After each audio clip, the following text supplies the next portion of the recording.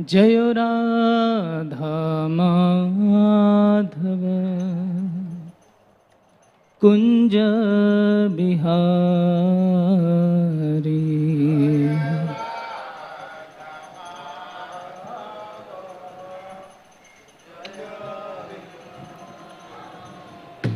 जय राधा माधव कुंज बिहारी।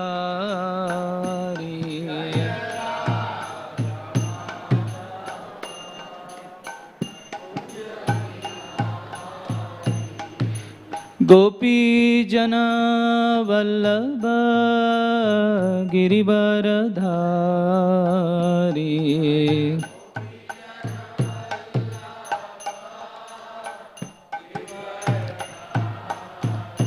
जय गोपी जन वल्लभ गिरिवरधारी।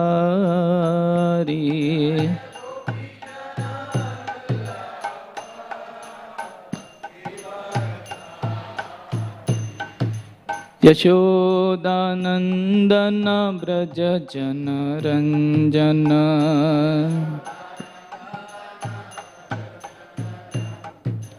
यशोदानंदन ब्रज जन रंजन।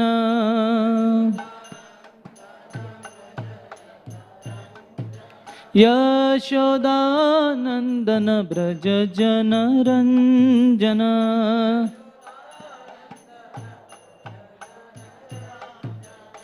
यमुना तीरावनचारी।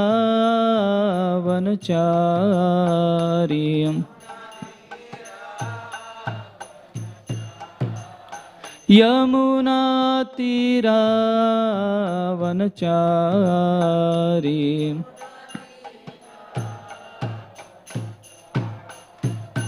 जय राधा माधव कुंज बिहारी।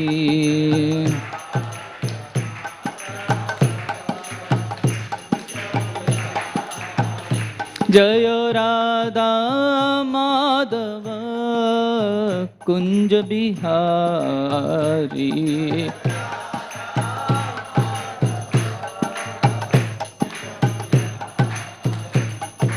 गोपी जन वल्लभ गिरिवरधारी।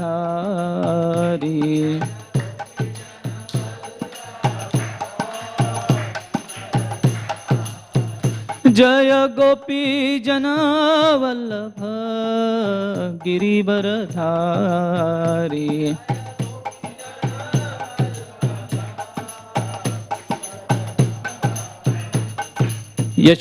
यशोदानंदन ब्रज जन रंजन। यशोदानंदन ब्रज जन रंजन। यशोदानंदन ब्रज जन रंजन। यमुना तीरावनचारी।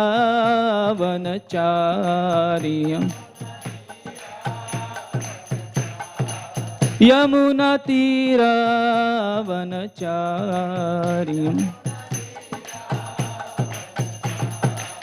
जय राधा माधव कुंज बिहारी।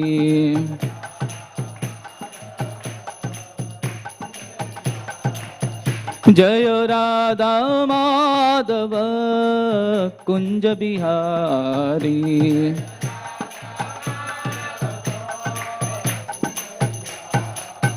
जय राधा माधव राधा माधव श्री राधे।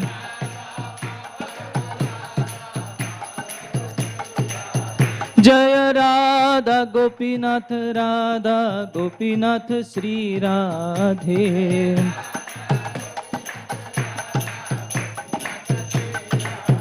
हरि बोल हरि बोल हरि बोल निताय गौर हरि बोल।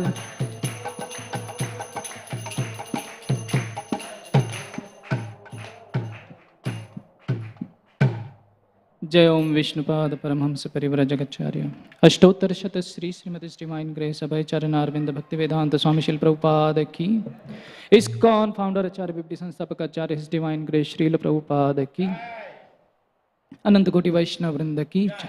ग्रंथराज श्रीमद् भागवत महापुराण की जय। निधाई गौर प्रेमानंदे। All glories to assembled devotees. All glories to assembled devotees. All glories to assembled devotees. All glories, all glories, all glories to Sri Guru and Sri Gauranga. Om Namo Bhagavate Vasudevaya. Om Namo Bhagavate Vasudevaya. Om Namo Bhagavate Vasudevaya.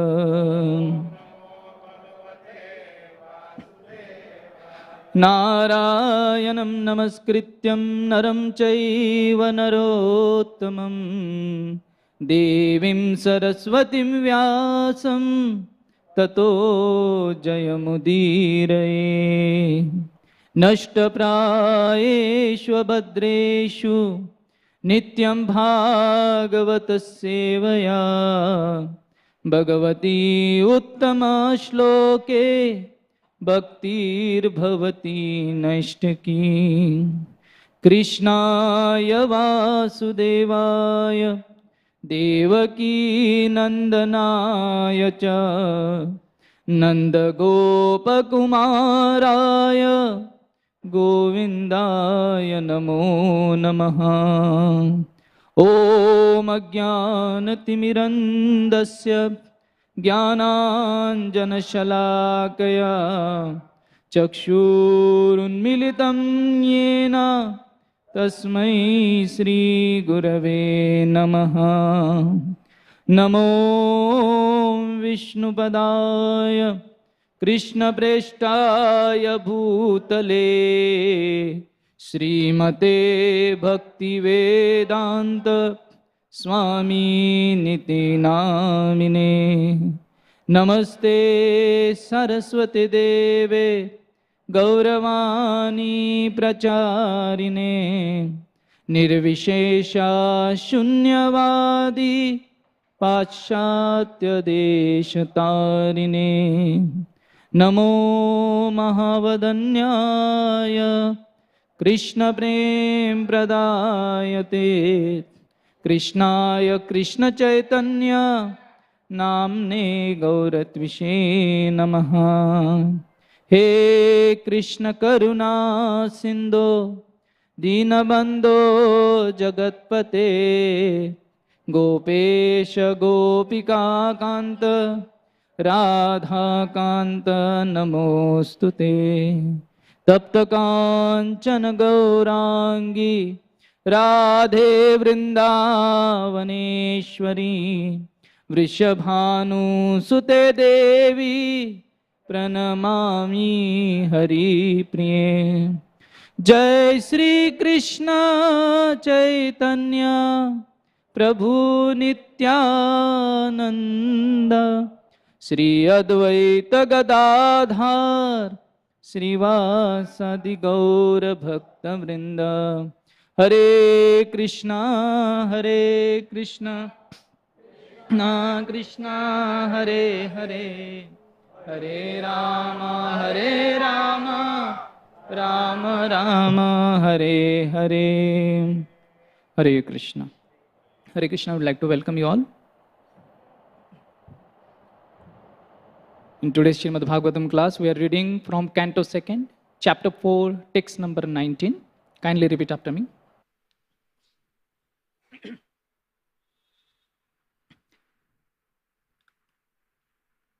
स एष आत्मात्मवता मदीश्वर त्रयीमयो धर्ममयस्तपोमयः गतव्यलीकेरजशङ्करादिभिः वितर्क्यलिङ्गो भगवान् प्रसीदताम् स एष आत्मात्मवतामधीश्वरः त्रयीमयो धर्ममयस्तपोमयः गतव्यलीकैरजशङ्करादिभिर् वितर्क्यलिङ्गो भगवान् प्रसीदताम् स एष आत्मात्मवतामधीश्वरः त्रयीमयो धर्ममयस्तपोमयः गतव्यलीकैरजशङ्करादिभिर् वितर्क्यलिङ्गो भगवान् प्रसीदताम्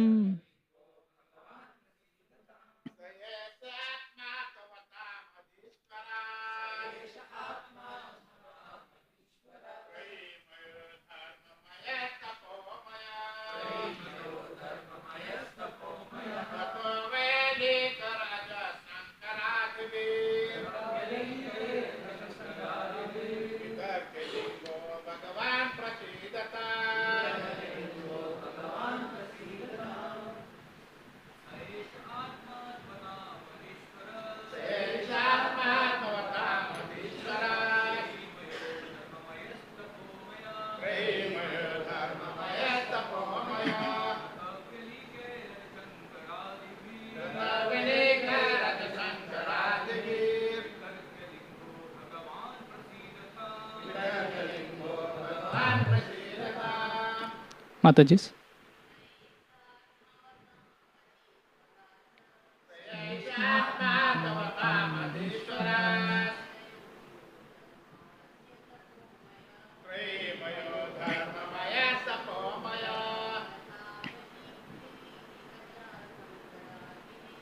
गतव्यलीकैरजशङ्करादिभिर्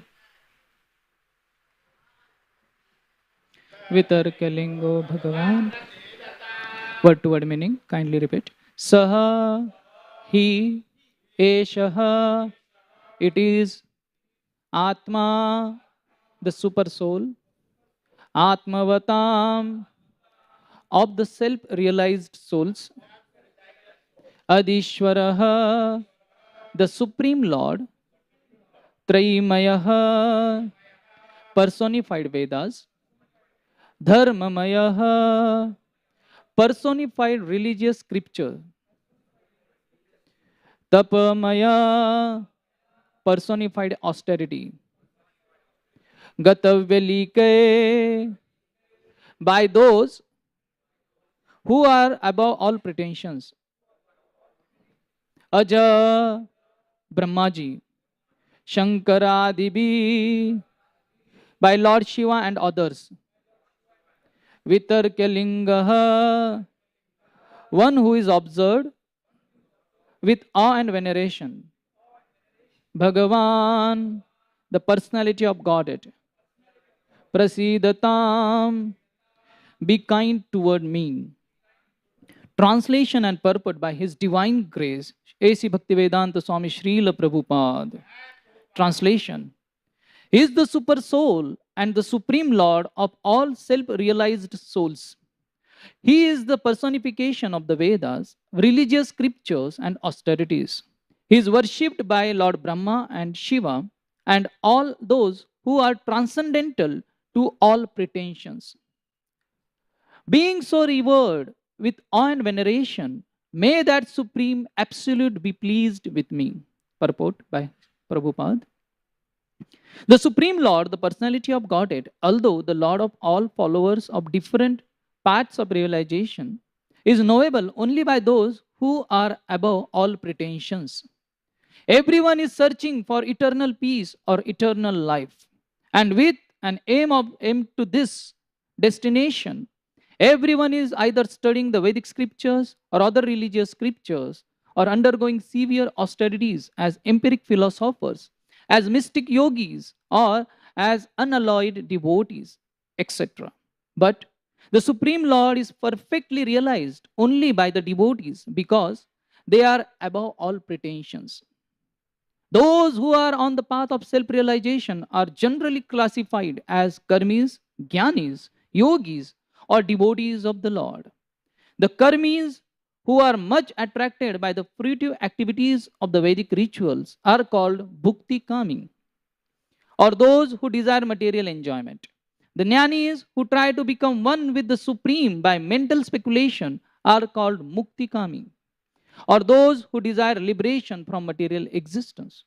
The mystic yogis who practice different types of austerities for attainment of 8 kinds of material perfection and who ultimately meet the supersoul Paramatma in trance are called Siddhikami, or those who desire the perfection of becoming finer than the finest, becoming heavier than the heaviest, getting everything desired, having control over everyone, creating everything light, etc.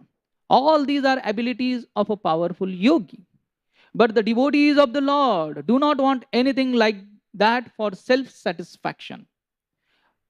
They want only to serve the Lord because the Lord is great, and as living entities, they are eternally subordinate part and parcels of the Lord.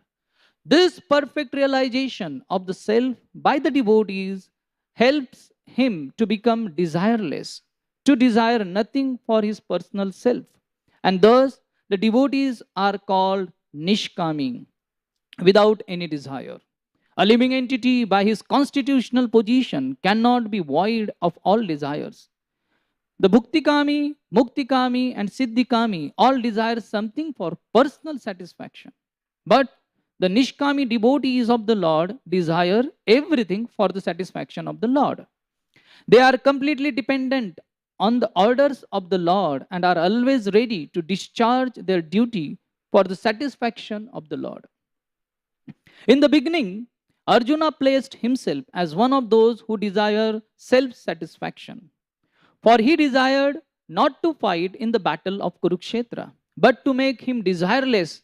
The Lord preached the Bhagavad Gita, in which the ways of Karma Yoga, Jnana Yoga, Hatha Yoga, and also Bhakti Yoga were explained. Because Arjuna was without any pretension, he changed his decision and satisfied the Lord by agreeing to fight. Karishye Vachanam Tava. And thus he became desireless. The examples of Brahma and Lord Shiva are specifically cited here because Brahmaji, Lord Shiva, Srimati Lakshmiji, and the 4 Kumaras, Sanak, Sanatan, etc., are leaders of the 4 desireless Vaishnava Sampradayas. They are all freed from all pretensions. Srila Jiva Goswami interprets the word Gata Velikaye as Projitah Kaitavahi, or those who are freed from all pretensions, the unalloyed devotees only.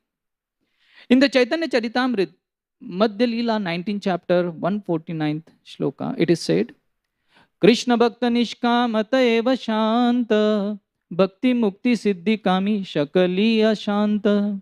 Those who are after fruitive results for their pious activities, those who desire salvation and identity with the Supreme, and those who desire material perfections of mystic power are all restless because they want something for themselves. But the devotee is completely peaceful because he has no demand for himself and is always ready to serve the desire of the Lord.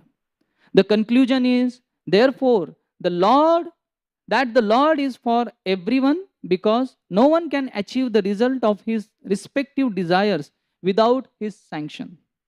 But as stated by the Lord in Bhagavad Gita 8.9, all such results are awarded by him only. For the Lord as a is Adishwara, the original controller of everyone, namely the Vedantist, the great Karma Kandiyas, the great religious leaders, the great performers of austerity, and who are striving for spiritual advancement. But ultimately, he is realized by the pretensionless devotee only. Therefore, special stress is given to the devotional service of the Lord by Srila Sukadev Goswami. Mukam karoti vachalam pangum langayate girim yat kripatamaham vande Sri Guru Dinatarinam Sri Chaitanya Ishwaram Paramananda Madhavam Asaduna Sadutadayin Atinicho Chatakara Hanamum Cha Kadachin Prem Namata Kantavyaspura. Hare Krishna. I seek blessings from all the assembled devotees so that I can speak, which can inspire all of us and helps us to progress in our devotional service. Hare Krishna. So here a beautiful explanation about Krishna's devotees and how to achieve Krishna has been given by Srila Prabhupada. So the second canto, the chapter entitled as the process of creation. So Parikshit Maharaj has inquired about Krishna's creation instead of asking Krishna's Leela, because these are the most attractive aspect of Krishna's personality, his performance of Leelas. But he is asking about creation, which most of us try to close or run through. But pure devotees, they generally they are inspired by everything, whatever is there related to Krishna. So on the verge of death, Parikshit Maharaj is asking about creation, and that is quite inspiring for him. Similarly, in the life of Prabhupada, we see that in 1977, there was a huge Cross Maidan Pandal festival. Prabhupada, like those were the days where Prabhupada his health was really very down, frail, could not walk, could not speak. So in this Pandal, Prabhupada was brought on the stretcher. Devotees brought him on the stretcher. And everyone was confused whether Prabhupada is going to speak or not. So Prabhupada asked Bhavananda Maharaj, read from Srimad Bhagavatam. And interestingly, that canto was second canto. And the just chapter before this, Bhavananda Prabhu was reading. And as he was reading, Prabhupada, which was lying on the stretcher, and as he was hearing this second canto translation and purport, gradually he was getting up. He got a strength. And once that purport got finished, Prabhupada roared like thunder. And he, for next 40-45 minutes, at a stretch, without any gap, without any weaknesses, he spoke such a brilliant class. And everyone was mesmerized. So Prabhupada was getting strength even from the second canto purports and the second canto translation and the description. So for a pure devotee, anything related to Krishna inspires him. He doesn't see anything differently. So his strength is coming. The pure devotees are generally, they are driven by love of God. And that love of God is manifested in their compassion. And that compassion, we can see that even in that frail condition, one who is on a stretcher could speak so brilliantly, so clearly, clarity in his speech. So pure devotees, they are driven by the compassion, and the living entities, they are driven by the passion. Passion means desires. So here it is explained in this purport that devotees are desireless. And that is the state. What has been said here, that A devotee is that one who understands the greatness of Lord. This is the first criteria. And the second one has been discussed is that is very important. Sometimes people understand God is great. But the second condition, what Prabhupada writes here, is very important. And what is that second condition? That we are eternally subordinate to the Supreme Person. So this second condition is very unique to the Vaishnava Sampradaya. Because there are many religions who talk about greatness of God. God is great. But when it comes to second condition, that I am eternally subordinate to the Lord, to that great person, there everything mismatches. Most of the time, most of the religion, most of the philosophies, they talk, okay, God is great, and I can also enjoy, or I can become that great. So here, when a living entity, the jiva, understands this, that God is great, I am the subordinate, not only for some time, but eternally subordinate. That is the state that is called Shuddha Sattva. When a living entity is situated in that state of Shuddha Sattva, then and then only he will be able to understand God. Sattvam Vishuddham Vasudeva Shabditam Yadiyate Tatra Pumana Pravrittaha Satve cha tasmin Bhagavan Vasudevo Hi Adakshajo me manasa vidiyate. Sattvam Vishuddham Vasudeva Shabditam. This is 4th canto, 3rd chapter, 23rd verse, where it has been explained that how a living entity can understand Vasudeva, the Supreme Personality of Godhead, which is also known as Shuddha Sattva. Vasudeva is all pervading. That's consciousness. So, one of the theme of this purport and what Prabhupada is written is that a devotee should be above all pretensions to worship the Lord. Means she should go beyond all the pretensions to understand God.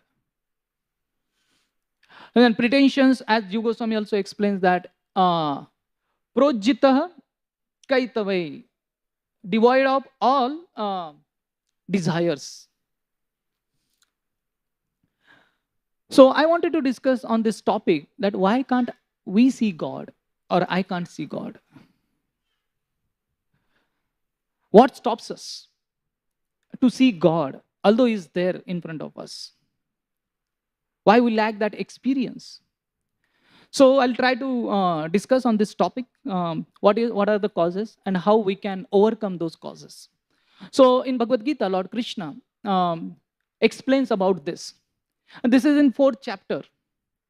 It's very interesting. In the 4th chapter, Krishna was talking about Karma Yoga and various things in the previous chapters.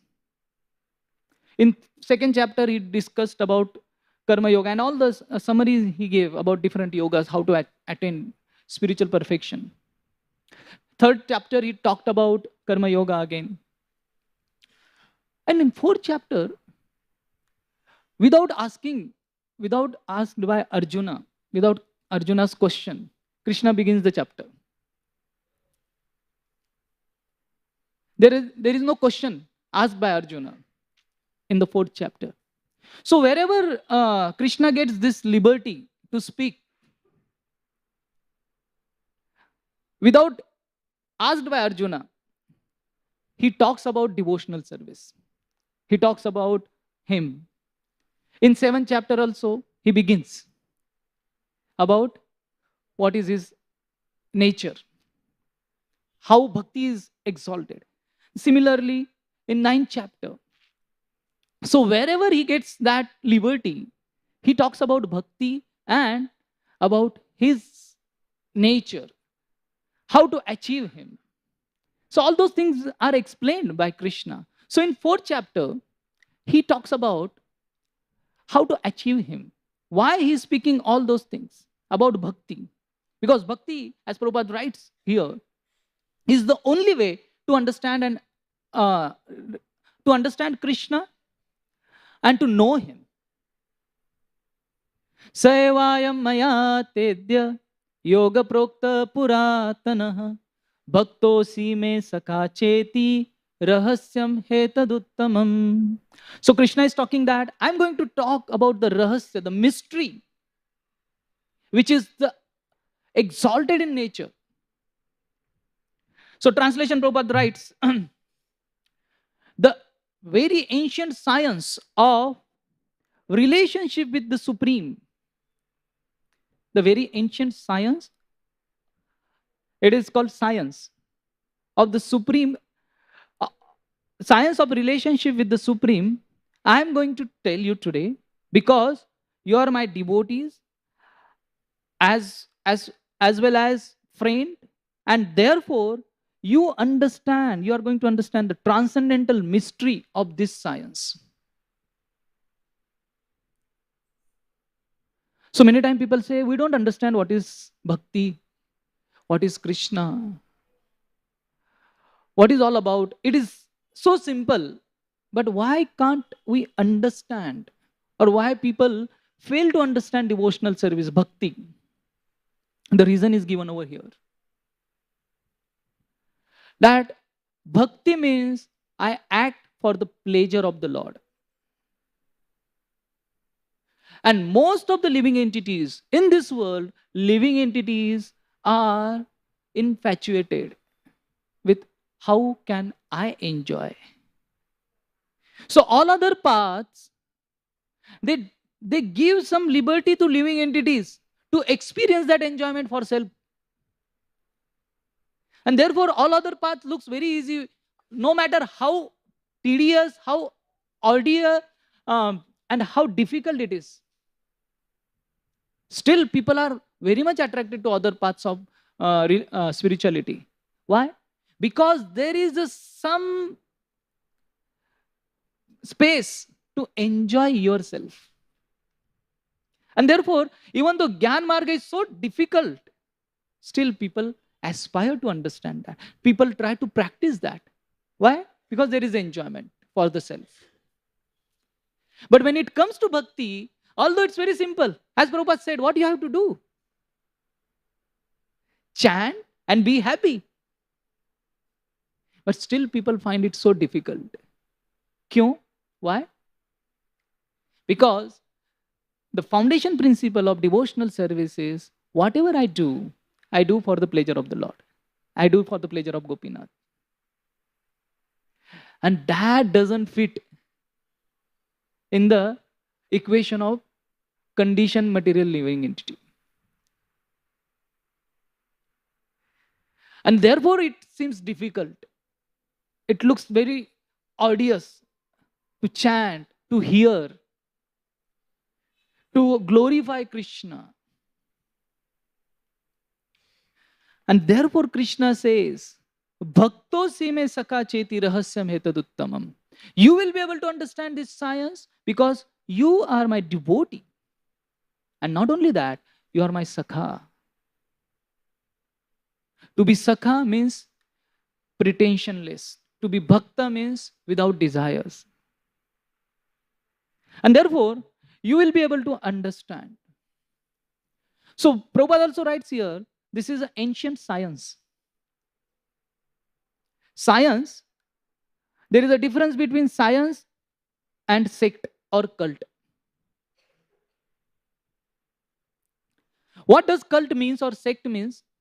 A sect or cult means which is solely dependent or follows whatever founder is speaking or whatever founder is saying is the truth.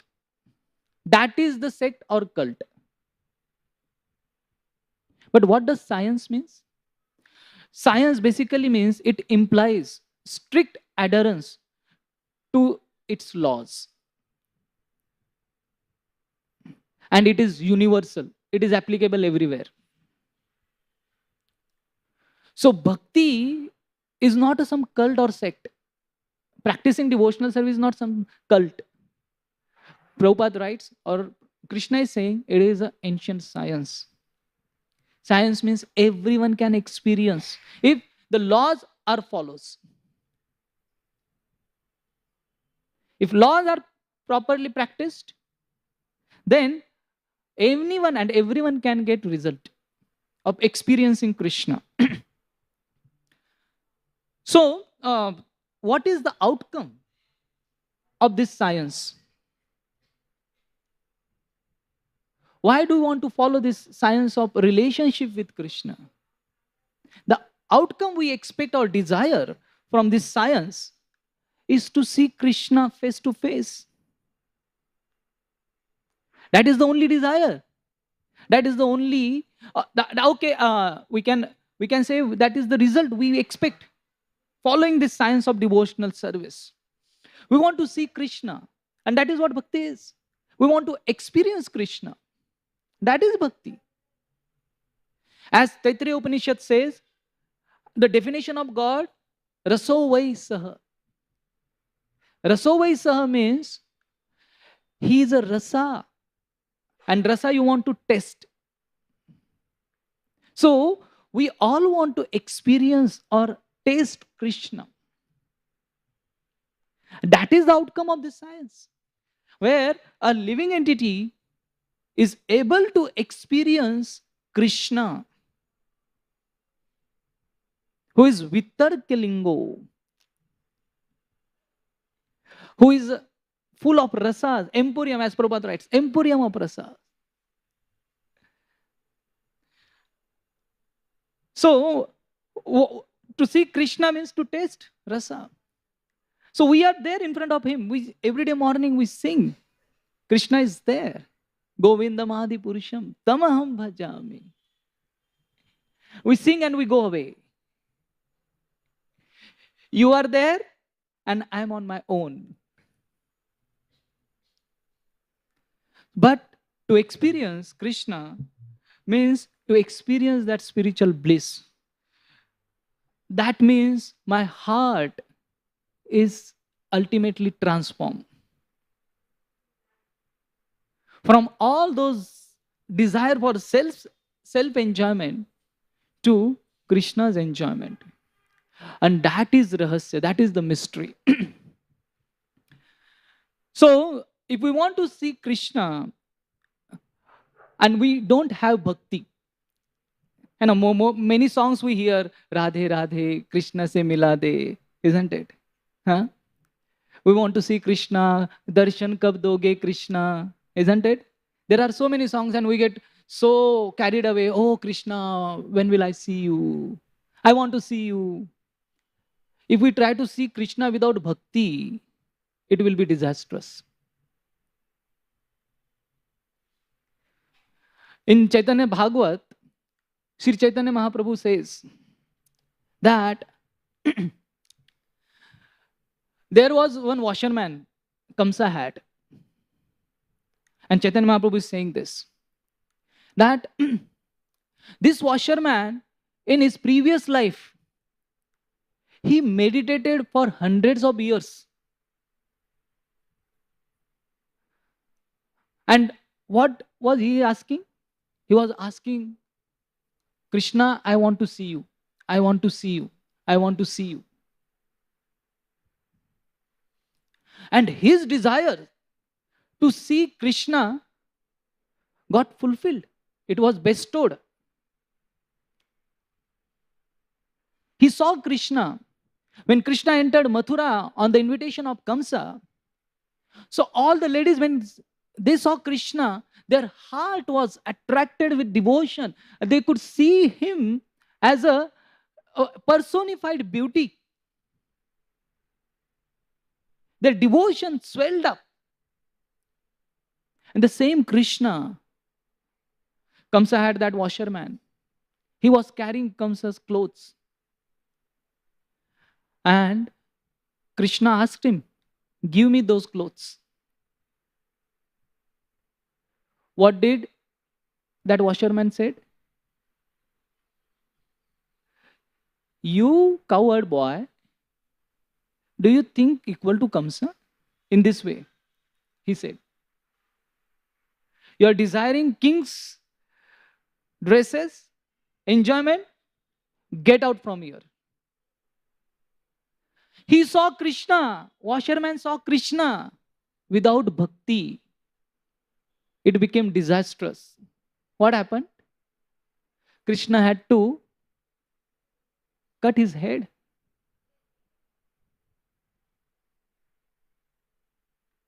So when we try to see Krishna without bhakti, this is what happens. So to have a devotion, to have that mood of service is very important. We don't want to enjoy Krishna. We don't want to enjoy things related to Krishna. We don't want to enjoy the world. What we want? We want to serve. And that is the meaning of a bhakta. And that is the meaning of a bhakti. That I want to serve you, Krishna. Bhakto si me sakha cheti. So when we have this internal mood, bhakti is not about how good tilak you have, how good shikha you have, what kind of dress you are wearing, how much externally devotion you show. Your eyes are filled with tears and the tears are rolling down and you are rolling in the dust of Raja. It's all okay. But what is your internal mood? That decides how much devotion one has. If your internal mood is only of rebellious, I want to enjoy, I want to establish myself, then everything is useless. That is not what Krishna is saying about. Krishna is talking about bhakto sime sakha cheti. And then only you will be able to understand the rahasya. And this rahasya is simple. What is that rahasya? That I want to serve you, Krishna. I don't want anything for myself. And that is what Prabhupada writes here. Bhukti mukti siddhi kami shakale asant. Krishna bhakta nishkam atayava shant. So why ashanti is there? As we were discussing. Because there is a lot of passion inside us. And that passion drives a living entity to get this, get that. So in that purport of 4th chapter, this shloka, Sevaya Maya Tedya, Prabhupada writes there are two classes of men. There are two classes of men. One are Devatas, devotees, and another one is Asuras. So the definition, the meaning of Asura is very interesting. Asu means life. Asu means life. And Ra means to enjoy, or one who loves. So Asura means one who loves the life. Or in another sense, Asura means one who wants to enjoy life as much as I can. That is the meaning of a Asura. So by this definition, our understanding of Asura, who is having big means thorns, protruding belly, or canine teeth, is shattered. One who wants to squeeze every bit of life to enjoy for this enjoyment for the self is the Asura. So Asura means one who wants to enjoy life. And what does Rakshasa means? And Asuras are mainly in the mode of passion. Avajananti mam mudha manushim tanuma shrita param bhavamajananto mama bhutamaheshwaram. That's what Lord Krishna says. That avajananti mamuda, even if I come in front of those people who have this understanding to enjoy life, they consider me as ordinary human being. Manushim tanumashrita. So those kind of people won't understand me. So the mode of passion won't allow you to understand Krishna. And second, in the next shloka, Krishna says, Mogasha moga karmano moga jnana vichetasa rakshasi masurim chaiva mohini prakriti stita. Mohinim prakriti stita. So, rakshasim asurim chaiva, such kind of mentality. So, asuras are in the mode of ignorance. In the mode of passion, and rakshasas are in the mode of ignorance, tamogun. So, what is the difference between rakshasa and asuras? So, asuras, they want to enjoy as much as they want. They can squeeze out. And rakshasas are those who want to give pain to others and enjoy that pain. That is therefore they are in the mode of ignorance. And mode of passion, I want to enjoy as much as. So living entity has been tarnished by this rajogun and tamogun. How I can enjoy, how much I can enjoy, and how much I can inflict pain on others. And when I inflict pain on others, I feel some enjoyment inside. So Krishna is saying, to such people, I cannot reveal myself. I don't reveal myself. So one has to come to the sattva. Without coming to sattva, without getting rid of those things of tamogun and rajogun, we will not be able to experience Krishna. We will not be able to understand. We will not be able to experience that bliss of Krishna consciousness. So, as long as one remains in tamogun and rajogun, experience of Krishna is far away.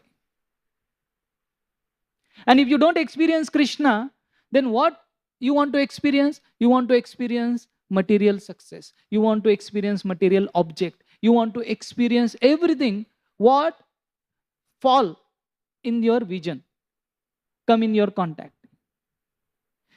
Of course, we want to experience rasa. So if Krishna's rasa is absent, you get attracted to the material rasa.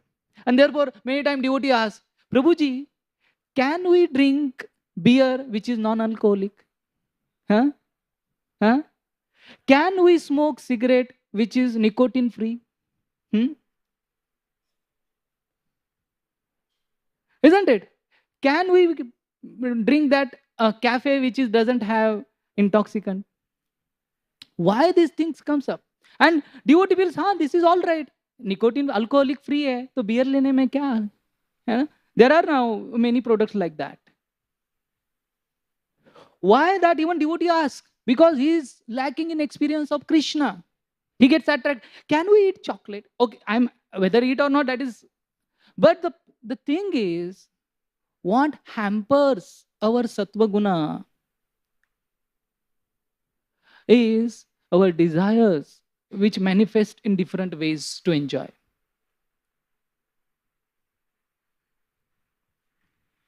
So whether eating or not, drinking or not, that is not the question.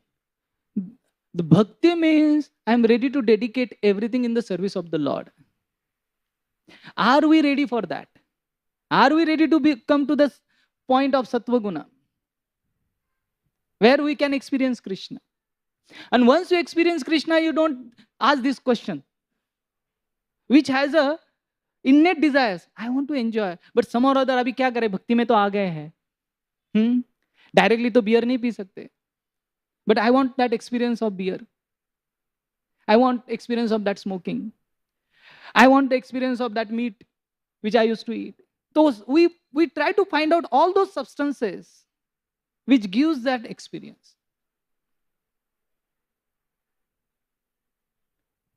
So coming to sattva is very important because that is where we experience Krishna.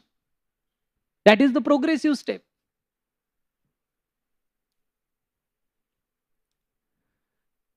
And also, this is a very beautiful story. If we want to see Krishna, we have to act the way he says. So this is the story of Layla and Majnu. So Majnu was a very famous poet, and he wrote describing the beauty of a Layla. And it was so mesmerizing. Anyone who read those poems, everyone got attracted. And this was in Arab countries. So no one able to see the beauty of Layla because they would have burqa and they will be always covered with the veils, parda. So those poems reach the king of the country. And when he read those poems, the description of the beauty of a Layla, he also got attracted to that beauty. So he ordered Majnu to come to the court. And he ordered him, see, I am the king of this country. And I want to see the beauty of your lover, your wife, Layla. Because in that country, in those countries, basically the wife or the lover, they don't show themselves unless husband or lover. So king ordered that you have to bring her here. I want to see her beauty. So now Majnu was helpless. That king has ordered. So he brought her to the court, wrapped in burqa and barda. Everything of her body was wrapped. So one by one, all the burqa parda was taken away. And when that king saw the Layla, he was gasped. He was flabbergasted. Not with admiration, but with terror. The lady, the Layla, had a flat nose, had a long ears, and was not what Majnu had written. So the king was terrified. He asked that Majnu, "Wala, is this the beauty you were describing? Where is that beauty? Why can't I see that?" So the Majnu said that, "My dear king," very dignified, he said, "My dear king, to see the beauty of Layla, you need the eyes of a Majnu. Without having the eyes of a Majnu, you cannot see the beauty of Layla." Similarly, this is very symbolic. To see Krishna's beauty, we need the eyes of bhakti, the vision of a bhakti. Without that, Krishna's beauty, Krishna's experience will be terrifying. Therefore, as long as pretension is there, we cannot experience Krishna. Yatha yatatma parimrijjate so mat punya gatha shravana bhidane tatha tatha pashyati vastu sukshmam chakshur yathaivanjana samprayuktam. So this is 11th canto shloka, where the description how one can experience, because yatha sukshmam, Krishna, just like we hear in Bhagavad Gita, everything goes subtler. Gross things we can experience very easily. But to experience subtle things is very difficult. Experience of the soul, experience of mind, that is subtle than the gross experiences. And most subtle is Krishna. So to experience that most subtle thing, Krishna, what has been explained? Yatha yathatma parimrijjate so. Parimrijjate here, it has been yatha, so is explained as the soul gets purified. How the soul gets purified? Mata punya gatha shravana bhidanai.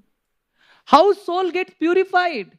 Soul gets purified by continuously hearing about Krishna, punya gatha or punya katha. By repeatedly hearing about Krishna, Krishna's pastimes, purifies the soul. Or speaking abhidhane, speaking about Krishna. Tatha tatha pashyati vastu sukshman. So what is the result of such hearing? Pashyati. Pashyati means not only just seeing, experiencing. Pashyati means experience also. Feeling. Yatha sukshmam. Sukshmam means subtle. Subtle truth is experienced by those people who continuously hear about Krishna, Krishna's glories, Krishna's pastimes, things related to Krishna.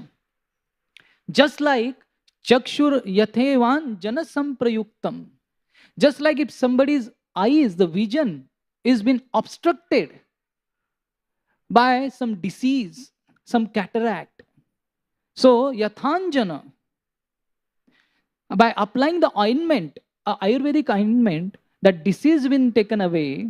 Similarly, the anjan of Krishna Katha, Krishna Nama Kirtan, association of the devotees, takes away that contamination from the heart of a living entity. And when that contamination goes away, he experiences Yatha Sukshmam, the most subtle truth, Krishna. And when one experiences Krishna, then he doesn't desire to experience anything of this world.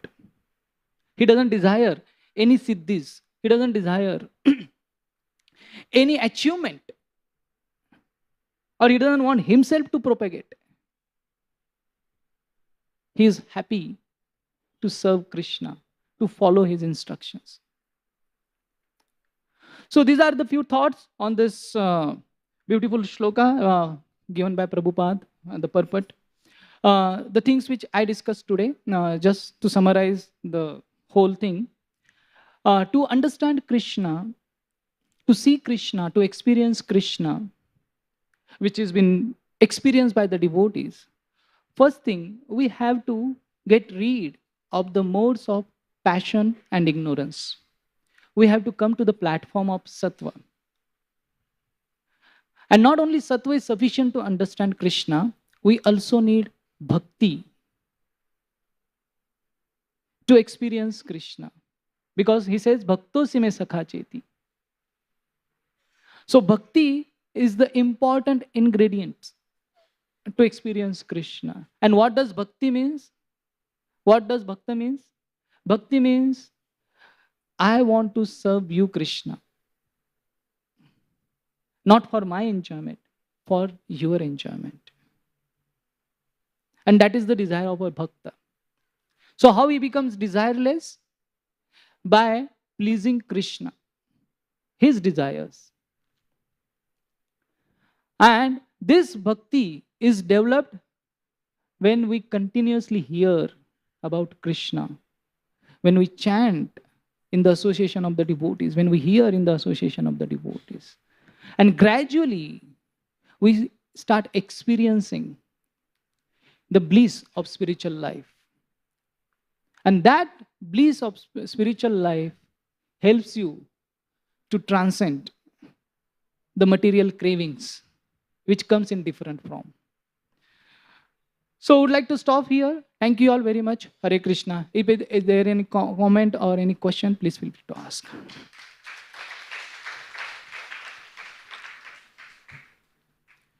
ग्रंथराज Shrimad Bhagavat Mahapuran की शिल Prabhupada.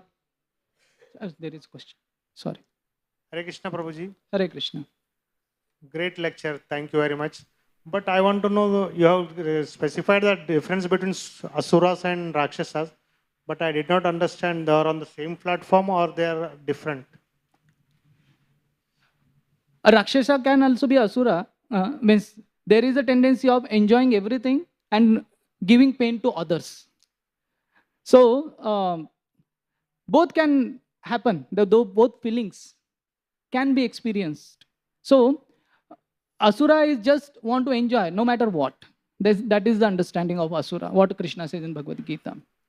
And Rakshasa means he will be only happy when he will give others pain. Just like Hiranyakashipu, he ordered that you inflict pain on the Brahmanas. He ordered that way. So by giving pain to others, he can enjoy that pain also, sadistic enjoyment. Nanda Dular Prabhu can add to this, please.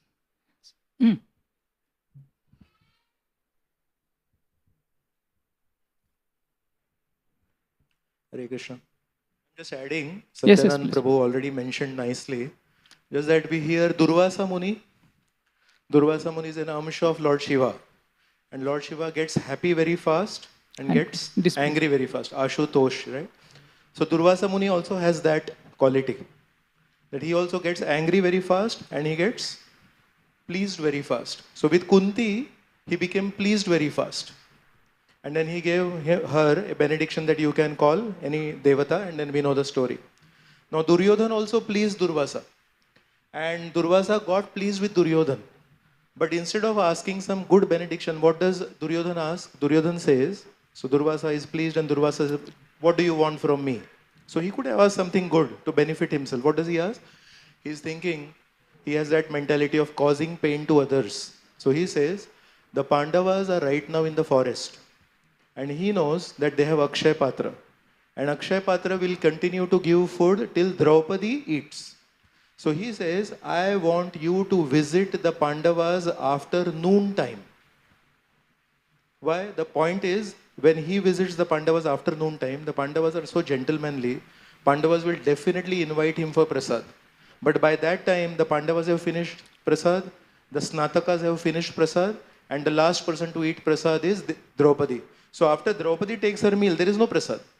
But Yudhishthir is such a gentleman, it is not possible that Durvasa Rishi goes there and Yudhishthir says, no prasad for you. So, no prasad in the jungle. Now in the jungle, if all the cooking has happened and Draupadi cannot cook any prasad and Yudhishthir invites Durvasa for prasad, what will happen? I'm asking you. You are invited to somebody's home for prasad and there is no prasad. What will happen to you? You will get angry. What will happen if Durvasa Muni gets angry? When Durvasa Muni gets angry, he will give a curse. So, Vaishnavas or great souls are like Kalpataru. Kalpataru means they can give whatever benediction you want. And in that sense, Durvasa Rishi blessed Kunti with such a big benediction. Can you imagine Surya, Indra, Dharmaraj coming and giving a child to Kunti? And on the other side, when Duryodhan gets a similar benediction by the same person, instead of asking for a benefit for himself, his wish is how to inflict pain on the Pandavas and how to land them in a problem so that they get a curse of Durvasa Rishi. So this is that Asuric mentality. Instead of asking for a benediction for yourself, you want to cause pain to others. Another example I'll give you, Vrikasur. Vrikasur pleased Lord Shiva, again the same person, Ashutosh. So when Lord Shiva became pleased with him, he said, yes, what do you want? He said, give me a benediction on whoever's head I put my hand, that head will break. He could have asked from Shiva Mukti. Lord Shiva can give Mukti also. He can give Bhakti also. But instead of asking for Mukti and Bhakti, which is the real solution to all our problems, he's thinking, how can I destroy others? So from Lord Shiva, he's asking a benediction to destroy somebody's head. And after that, what does he do? The first person on whom he wants to do that benediction is Lord Shiva himself. Can you imagine this Asuric mentality? The person who's feeding you, you want to bite that person's hand. So it's basically, not being grateful for what we have received and always trying to receive benedictions and trying to give harm to others. So that feeling, sadistic pleasure, Prabhuji used that word, sadistic pleasure. Sadistic pleasure means when somebody cries, you become happy. So that is that Asuric, Rakshasi mentality.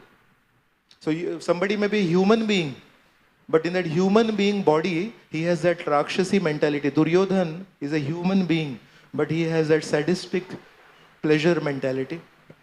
I hope I helped you in some way. Hare Krishna. Thank you, Nandadalal Prabhu. Hare Krishna. So we'll stop here. Shil Prabhupada ki jai.